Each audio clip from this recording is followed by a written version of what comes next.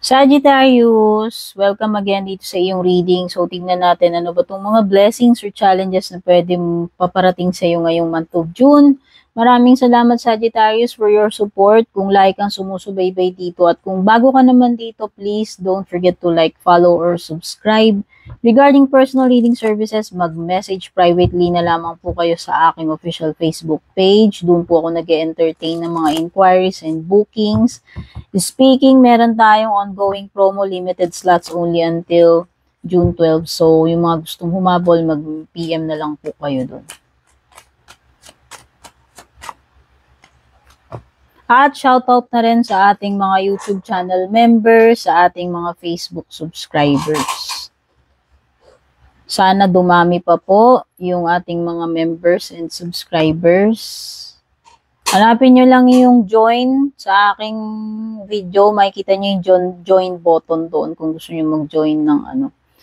Yung mga members natin at subscribers ay meron po kayong discount habang kayo ay under ng membership or subscription sa mga personal readings natin. Pero syempre kung hindi na kayo nagbabayad ng membership ninyo, hindi na kayo nagbabayad ng subscription ninyo, of course, mawawala rin yung privilege ninyo na discount. Okay? So, as long as enrolled kayo, nakasubscribe kayo, naka-join kayo ng membership, meron po kayong discount. Okay?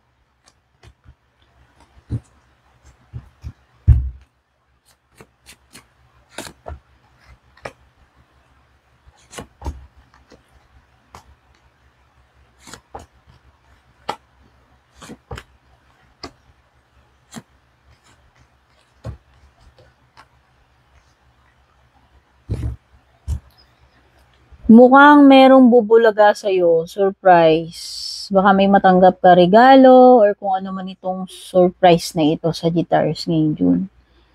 No, mukhang may binabanggit din dito, pwedeng hindi maganda kasi disappointment eh. So, kung ano man yung surpresa na yan, basta may panggulat, may unexpected, yun nga lang, pwedeng disappointment siya. Pero, ang sabi dyan, disappointment na masusundan ng magandang sorpresa. So, parang medyo, ano to, roller coaster yung surprise mo. Sa una, madi-disappoint ka, pero meron ding parang blessing in disguise na later, magandang sorpresa naman yung kasunod nung disappointment na yun. So, kang malungkot kasi after niyang surprise na disappointment na yan, ay merong magandang sorpresa na kapalit. Okay? So, maaaring yung iba sa inyo makatanggap din kayo ng invitation. Pwedeng yung iba magkaroon kayo ng invitation sa date. Pwedeng yung iba may ma-meet kayo na potential na pwedeng maging bagong person ninyo. Okay? So, especially yung mga single, baka magkaroon kayo ng may makikilala kayong potential na maging person or jowa.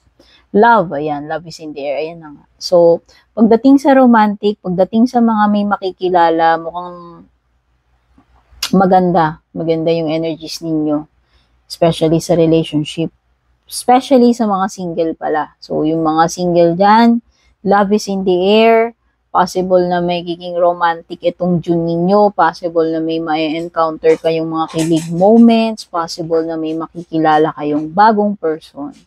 Ito yung great time na napapasok kayo sa commitment. So, ayan, pwedeng yung iba sa inyo nga papasok kayo sa bagong relationship. Or, kung meron na kayong karelasyon, sabi naman dito is, iti-take nyo yung relationship nyo to the next level. So, possible na, leveling up naman yung mangyayari sa inyo. Declutter. So, pagbabawas ng mga basura, pagbabawas ng mga bagay na hindi na nakakatulong for your highest good. Material man ito, hindi. Objects man yan or mga people. Kung ano man yung mga basura na yan or toxic, no longer serves your purpose, no longer is for your highest good. Yan yung mga dapat mong i-declutter ngayong June. Pwedeng merong taong makasakit ng damdamin mo ngayong June, may binabanggit dito. Pwede rin may mga madidiscovery ka about this person, sabihin na natin. Okay? So, may mga revelations, no? Discoveries. Difficult times, asahan mo rin, Sagittarius, na may mga mahihirap na kalagayan, challenges para sa iyo ngayong June. Protektahan mo, ingatan mo yung sarili mo. May chaos or unforeseen na mga problems or mga matitinding emotional na mga pangyayari nakakaharapin mo. Pero ang maganda dito, Sagittarius, magkakaroon ka ng positive work outcome. So ano yung mga pinaghihirapan mo, pinag-e-effortan mo, pinagtatrabahuan mo, asahan mo na magkakaroon ng magagandang resulta yan ngayong June. At kung meron kang mga gustong bilhin, no, most likely mabibili mo yan. Kung may binibenta ka or may mga bibilin ka, magiging successful yung transactions, no? Signs. So, ito yung mga palatandaan. Pwedeng mga red flags, pwedeng green flag, depende kasi basta may mga palatandaan or signs ngayong June. So, maging alert ka dito sa mga signs, sa mga mensahe. Especially kung naghahanap ka ng kasagutan or direction or confirmation. Kasi ang sabi dito, i-reveal daw sa'yo yung mga dapat mong malaman. Especially kung naghihingi ka ng signs or kung anong direction yung dapat mong tahakin. So, pwedeng yan yung ipapadala sa iyong kasagutan or isa sa mga marireveal para sa iyo ngayong June. Okay, kung meron man mga difficult times or disappointment, meron ding mga bagay na siswertihin ka, Sagittarius. So, hindi naman siya puro disappointment lang. Gaya nga ng sabi ko, etong reading na to ay challenges or blessings. Okay? So, lahat ng mga mapipick up natin dito na posibleng challenges or blessings, babanggitin natin. So, dito, meron bigla ang swerte darating sa iyo. No? Something siguro na hindi mo ina-expect na siswertihin ka doon. Okay? Sabi, ayan, no?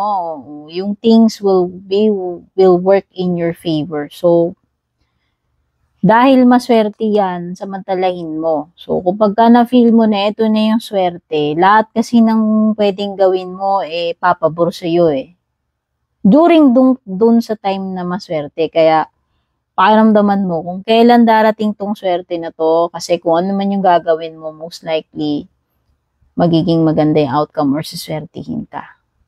Especially, may binabanggit dito sa networking. Okay? So, yung mga may kinalaman sa networking, yan, possible na swertihin ka dyan. Mag-ingat ka talaga, yan, may care required. Guard yourself against deception. So, mag-ingat ka sa mga pwedeng mag-take advantage sa iyo, manloko, mag-deceive. Yan. At iwasan mong gumawa ng mga maling decision or action ngayong June. Yun yung binabanggit dito. So, maging extra careful ka. Manifestation. So, may mga magagandang bagay din nagmamanifest sa iyo this June, no? Bountiful time awaits you. Your wishes could manifest right before your eyes.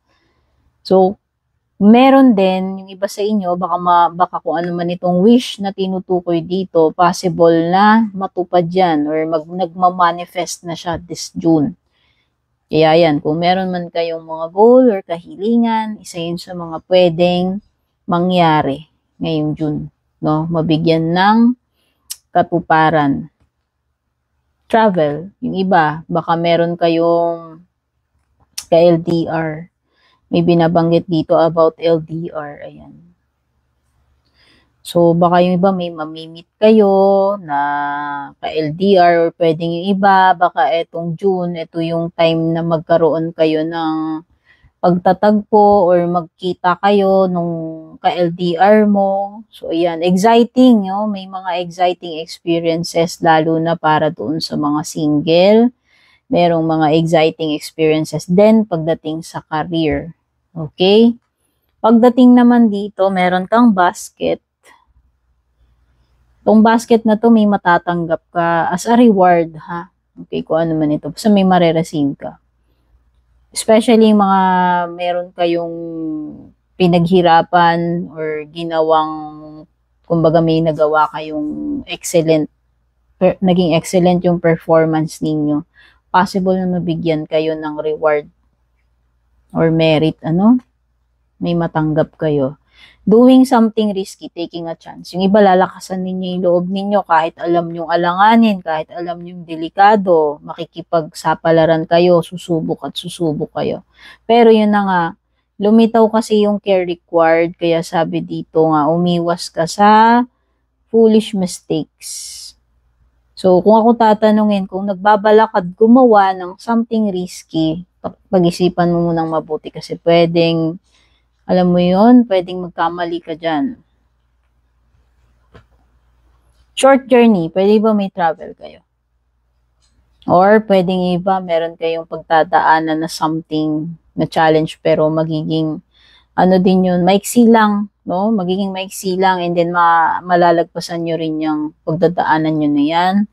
Meron din ditong successful outcome to your problem. So, napaka-importante. Kasi ang dami mong, marami kang challenges dito, difficult times. Pero, dahil lumitaw tong card na to, kahit na magkaroon ka ng mga mahihirap na challenges dyan, magiging successful pa rin yung outcome pagdating sa mga problems mo, base dito sa card na to. At, success, no? So, meron kang dalawang card ng success. Actually, oo. Success assured with good plans and hard work. Basta lang, alam mo yun, by making the right choices or decisions or yung mga pagpaplano, maging strategic ka, mag-put ka ng hard work, hindi malayo or hindi imposible na yung mga outcome mo is magiging maganda pa rin. Yung resulta magiging positive or successful pa rin. At mukhang meron kang makakadil na lalaki. Ayan. Dealings or relationship with a man. Kung sino man yan. Romantic man yan or hindi. Okay, Sagittarius. Ito yung reading mo for the month of June. Sana nagustuhan mo. Don't forget to like and share this reading para makatulong naman sa ating page or channel. At kung bago ka, don't forget to like, follow, subscribe. Take care, babush, and God bless.